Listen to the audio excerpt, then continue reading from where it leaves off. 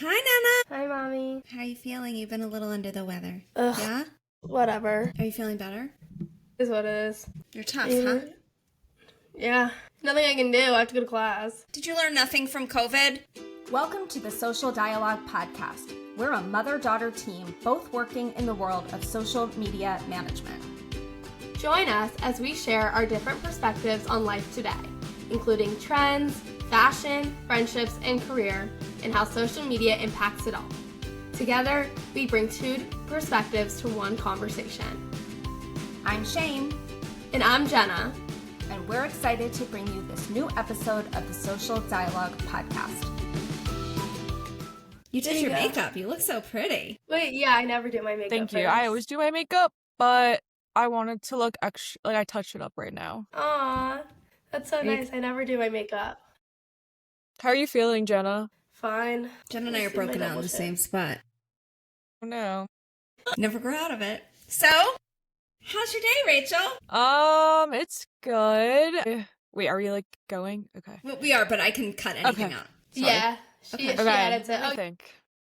Okay, Jenna, would you like to introduce our guest today? Yes, I would love to introduce our guest today. Today we have one of my best friends, Rachel Applefield. Rachel is a recent graduate of Indiana University, studying law and public policy, and now, am I right, law and public policy? Yeah, that's what I got my degree in. Yes, I was right. Knew that off the top of my head. Let's go. Now she is in the Maurer School of Law, working to be, we'll see, big law, advocacy, see where the wind takes her. She is an exceptional leader, an exceptional person. I'm so lucky to call her one of my best friends. So, Rachel, welcome to the Social Dialogue. Thank you, you guys. Thank you for inviting me. I'm so happy to be here. We're so excited that you're here. You were one of the first people outside of like Jenna's like first little circle of friends from the dorms. You were like the first person I met that was like a new friend from IU. We bumped into you. We were there for Parents Weekend, right? Yeah. And your my grandparents were there. I remember that's when we first met you. And I called you like we do at camp. I called you Rachel Hillel because that's how I knew you. You were president of Hillel. And at camp, you know, it's still Rachel Hillel in her phone. You know, whatever. So that was your title. Yeah, it's still Rachel Hillel in my phone. So you always be Rachel Hillel to me. So how's law school? How's it going? It's really good. Something that I've been thinking about is a year ago, I would have had no idea that I'd be here today in law school, which is just so crazy because I was ready to start work and move to the city and just get life going. But I'm so happy that I stayed in Bloomington and I've been pursuing a law degree. A lot of my professors have just stressed at how much I will just learn and develop in the next few years. And I'm already seeing myself think differently. And I'm just so excited to like it be like 3 years from now and I have all the skills down and I passed the bar and I'll be so successful. Like I'm just so excited for that time, you know? When did you make the decision? Because I know for a while you were networking for a job and then all of a sudden Jenna said, Rachel's going to law school. When did you make that decision and what was sort of the impetus for that? So I was like a pre-law major, law and public policy, and there were sort of like two ways to go with that. Just a lot of people went straight to law school and a lot of people went to do more like the policy advocacy side of things. And that's what I was thinking. I assumed I was going to go more the policy side. A lot of people that I knew were studying for the LSAT pretty early on, and I did not have an interest in taking and studying for a big test. It just seemed like so much pressure, and if I had to take a test to move on with my life, I really was not interested in that. But then about a year ago, one of my sorority sisters told me how she was applying to Indiana University's law school, and you can skip taking the LSAT if you like meet certain thresholds or whatever, like have a good GPA, they look at your resume, you need letters of rec, they actually look at your ACT score, which is crazy. Because you were at Indiana undergrad, like you can't do this from some other school. Yeah, so it directly admitted me into the law school. Like if I took a year off and then applied I would have had to take the LSAT. So I applied honestly as a backup plan because I was like, oh, who knows if I'll get a job. Like I do qualify for all this. Like, see, I don't even know if I want to go to law school. And then when I got in, I was like, oh my God, I just got into law school. That seemed a little like crazy because I got a nice scholarship and it's a pretty well ranked law school. And then I thought about it for a few days because I was always going to be my backup plan. And I was like, honestly, this is a great plan. Like, let's make this plan A because I didn't really know what to do from there. And I'm really happy I can continue my education. And it was just like a breeze to get back into it, you know? I think it's really cool that you were able to pivot like that because you don't hear about people doing that. You hear of them sort of like, well, this was the track I was on, so I'm staying on it. I applaud you that you were like, you know what? Maybe I'm just going to pivot. And knowing a little bit about some of the kinds of jobs you were looking into originally, you know, I could see how having a law degree will facilitate you getting those jobs and probably at a higher level when you're exactly. ready for it.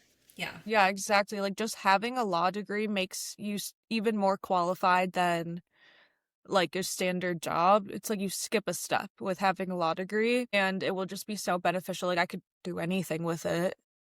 Yeah. That's awesome. That's great. And then I know you're applying for some summer associate programs, things like that. Like what kind of, I know we kind of talked about big law, advocacy. What does the future hold? What are you most interested in? I definitely know it's not Civ Pro, but maybe something else. You're funny. Can't believe you remembered that. I don't know what that is. It's one of my classes, civil procedure, and it's gonna be the hardest one for me. That's so funny. It's the class she complains about. It's hard. It's really hard. So right now, I'm really interested in going into big law, for many reasons, because a lot of their programs are really focused on just training new law students. Like they know you're a law student. They know you need to learn how to do the job.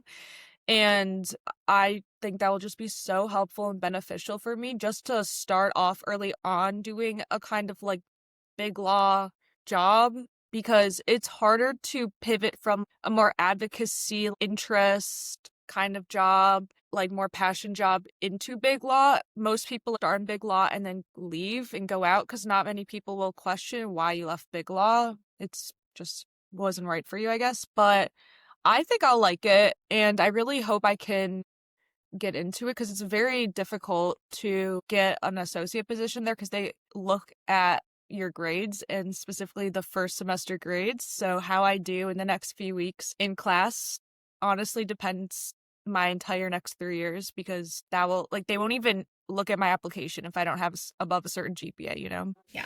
So that's really, I mean, you've got a lot ahead of you, but I know you're a good student. You're going to do fine. You're going to do great. Yeah. Did your resume weigh in on any of that with like that associate stuff or no, it's all GPA? I guess yes and no.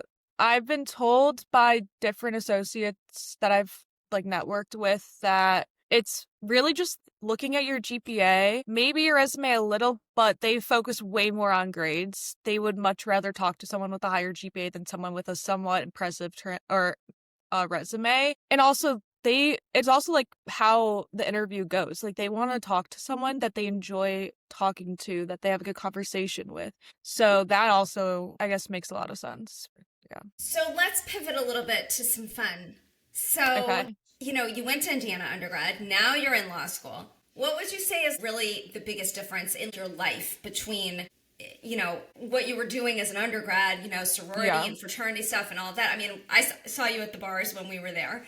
But how is it different? That was a special occasion. Yeah.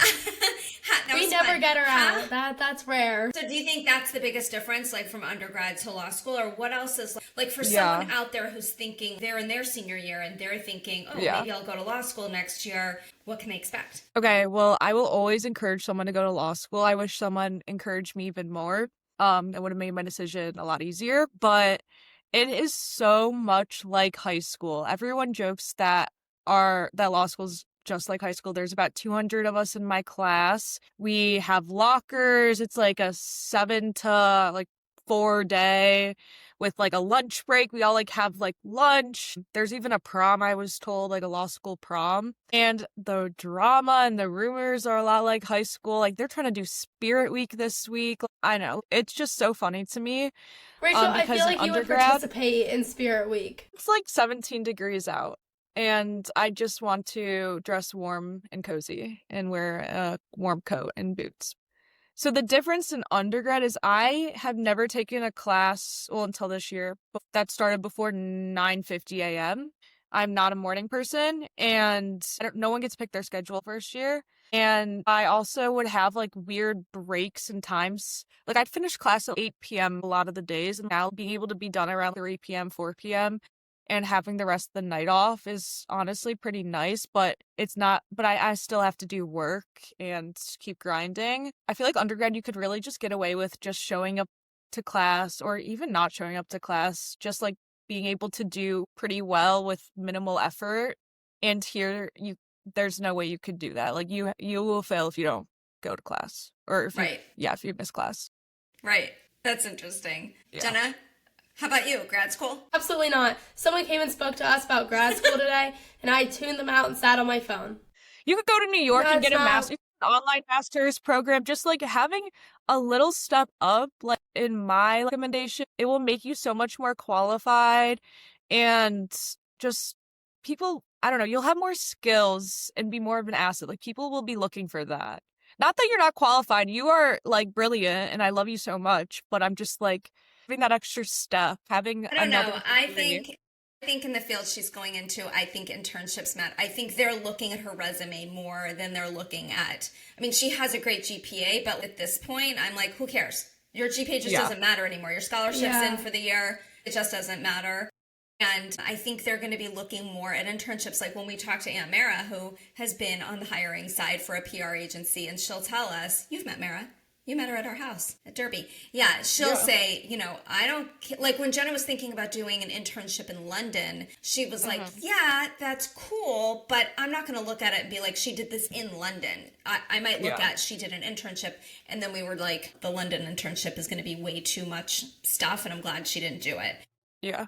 Because London was for travel, and she took advantage of that experience, thank goodness. So I think in the creative fields, I think the resume, it does matter more. I feel like, and I'm generalizing here, and of course I graduated college 30 years ago, but back then, I majored in public relations, and if I was going to go, I'm not old. If I was going to go to graduate school for public relations, it really would have told an employer in that field that I just wasn't ready to graduate yet. You know, but it's different. Get that. I mean, the law is totally different. You have to have a degree if you're going to practice any kind of law. And even if someday you decide not to practice, but you do the advocacy work, having the law degree is going to benefit you getting the job, but also doing the job. There are things that lawyers, you're required to be the lawyer in the agency or the organization, whatever it may be. Exactly. So I think that's important. Yeah.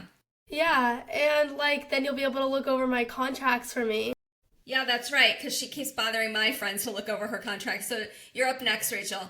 Once she gets her law degree, apparently... Disclaimer that my law school, they make me say that I'm not a lawyer. But didn't we say when Jenna eventually gets her offer, we're going to have you look at it first, and then we'll have a licensed attorney look at it, and we'll see how you did. That's right. Yeah, if it's homework and there's the disclaimer, I think that's fine. But we had a whole training about it in. Yeah, you're not going to have the final say. It would be cool. And then have one of my friends look at it and be like, "Yeah, Rachel was right. This is a question." You know, that'd be great. Cool. Yeah, Rachel doesn't get the final say as much as I love you. But someday she will. Okay. Maybe for your second job. She will have passed the bar by then. Your second job. It's not that far away. We don't know how long you're going to be in your first job. Who knows? Yeah. People don't go to jobs for 20 years anymore, you know? Who knows? Yeah. Okay, let's switch. Social? Yes. Okay, bring it. Okay. Hey, Rachel, you and your friends are just all in, like, now you guys are all in completely different stages of life. Like, Lindsay, who we just interviewed, has a job. You are in law school. Other people are in...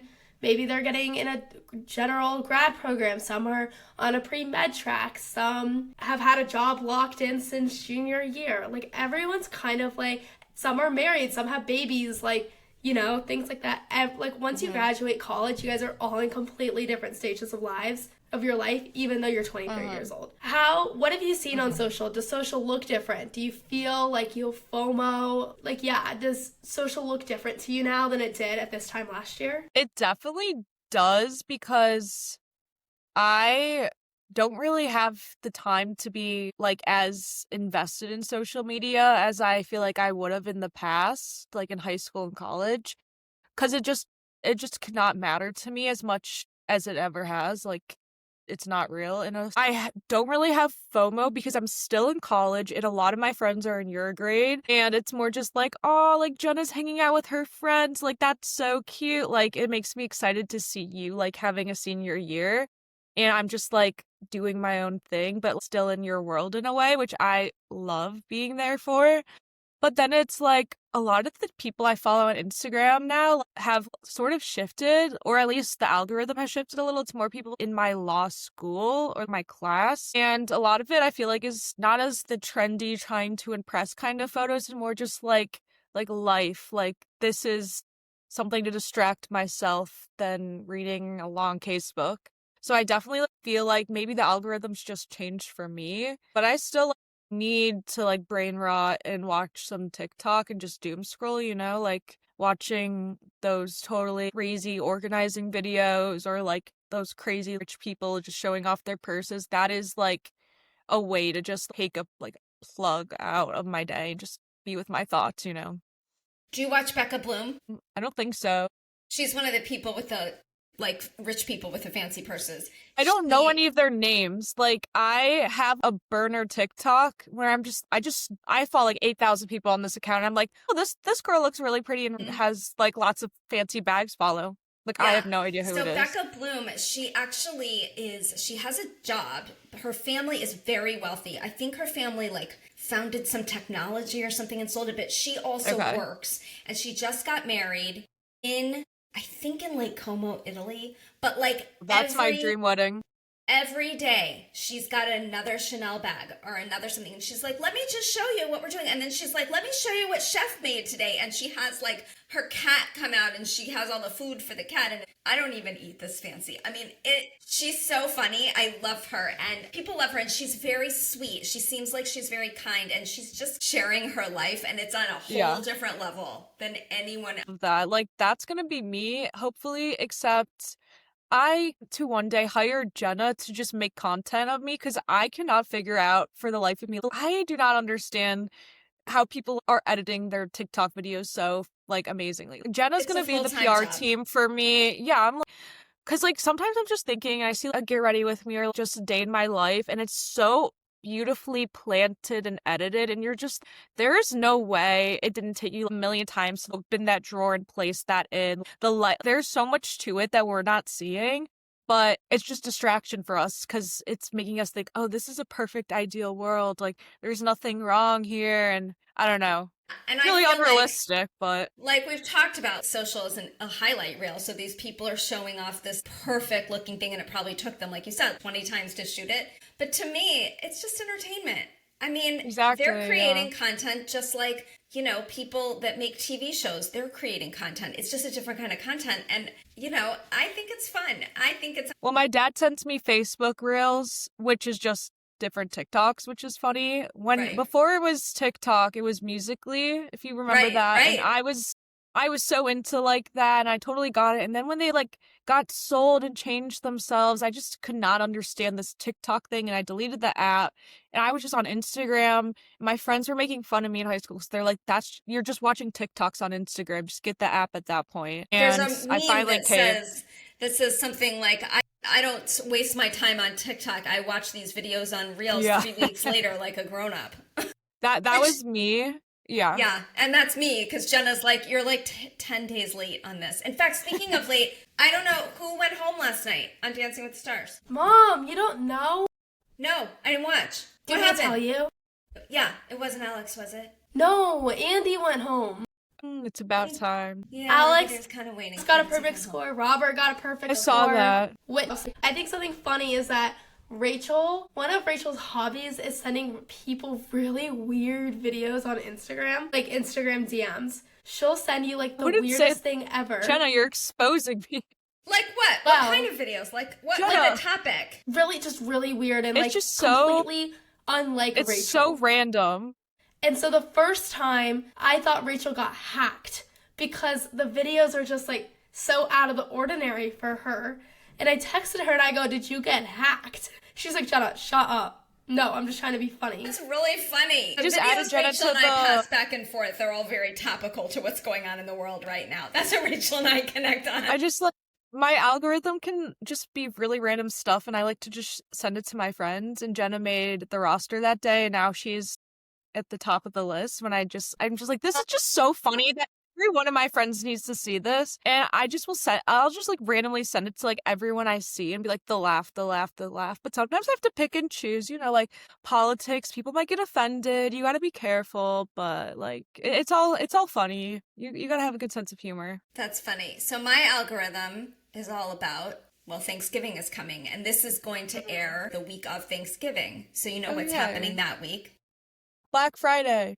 And Jenna, what's happening The Thanksgiving Macy's Day week? Parade. What is my algorithm? Dogs. Michigan, Ohio State. Wicked. It's all Right. It's all. Yes. So are you excited? Are you as excited for Wicked as we are, Rachel? There's no way anyone could be as excited as Jenna or you. I'm definitely excited for part 2. And I'm just trying to remind myself, like, that was on my free page earlier today. I was like trying to remind myself what part 1 was about. So I saw it so Jenna long can ago. give you a Do you want me- play-by-play. I can give you a Jenna- crash course. Yeah. When Jenna was little, she saw Wicked like 3 times. I think we took you in New York. We took you on Broadway. And when she was 5 or 6, she had a Wizard of Oz birthday party. And we had characters come. That's and she so had little red cute. ruby shoes. And it was really cute. But we're excited. In fact, when this airs, we're going to air it on that Monday of Thanksgiving week. We will have already Okay. seen it once. We have tickets for 2 Ooh. separate days. We have tickets on Thursday before she's coming Mm-hmm. home, and we're seeing it. We have I'm going tickets straight to the during- movie theater. And then we have tickets again on Saturday of Thanksgiving weekend during the Michigan-Ohio State game because we can't stay Yeah. home and listen to that. We're leaving the house. Poor dog. The workshop, Rachel, for level 2 at Okay. Club Pilates, and I'm not Yeah. there yet. The lady said you're very strong, but I don't know the lingo. Like, I'm still learning the Club Pilates Yeah. lingo. And she's like, until Yeah, you yeah. know what I'm talking about, you can't move into that level. She's like, you can do everything, but you have to know what's coming. I like stability, and I think that's why Rachel likes the ones more, and I like the level 2s more, because I like challenging myself with like what I can do on the reformer, and Rachel's like, I want to get stronger, and I think that's where we Both. differ. I didn't realize they were so different. So once I get into 2, I'll probably do a little of both. Love it, and I love that Jenna got me hooked on it because I was I've been afraid sick to this go by myself, and so Yeah. she came home one weekend, and I was like, "Will you go with me so I can?" I'm the youngest in the try room. this?" Yeah, she was the youngest in the room, and she's the one that had done it the most. It was a level 1, and she was already like well into 1.5. Keep Rachel on for the Facebook groups and the social. Yeah, I don't know if I had a new one. What Let is me that? look. Well, I'll go is this first when you anyways. is when you make fun of all of the parents and are like, Yeah. I was just Yeah. listening to Lindsay's this morning, and you're like, ask your kid. Your kid needs to know. Exactly. And it's so funny. There has been a series of Facebook group posts in the University of Florida pages asking, do the dorms have heat? Because it got down in like the 50s and they're all freezing. Which is cold for them. Which is cold for them, Yeah. although your brother was still wearing shorts and he thought it was hysterical.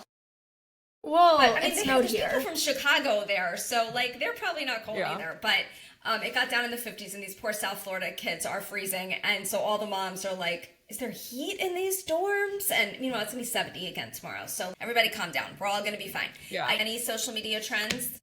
And you guys all stole mine. It was Wicked. I mean, non-stop, literally, it's the only thing keeping me going right now. Your social Wicked. stuff is Wicked. Yeah. Yeah.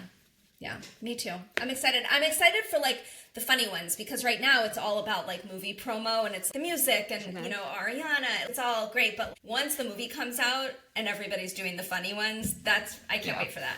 I'm excited. So Yeah, I'm so excited. Rachel, thank you so much for joining us. You're seriously the best ever. We love you, and best of luck with We finals love you, because I'm probably not Rachel. going to see you again. I love you guys. yeah, thank you. I'll see you for taking January time out. 12th. And to everyone else who's listening, Happy Thanksgiving this week. Happy Thanksgiving. Safe travels Thanksgiving. and everybody enjoy family time. All right, Rach, we love you. Thanks for joining us on the Social Dialogue Podcast. If you liked today's conversation, be sure to leave us a 5-star rating and a review and share it with a friend. Keep the dialogue going with us on social. Find us on Instagram, TikTok, Facebook, and YouTube. I'm Shane. And I'm Jenna. Thanks for listening.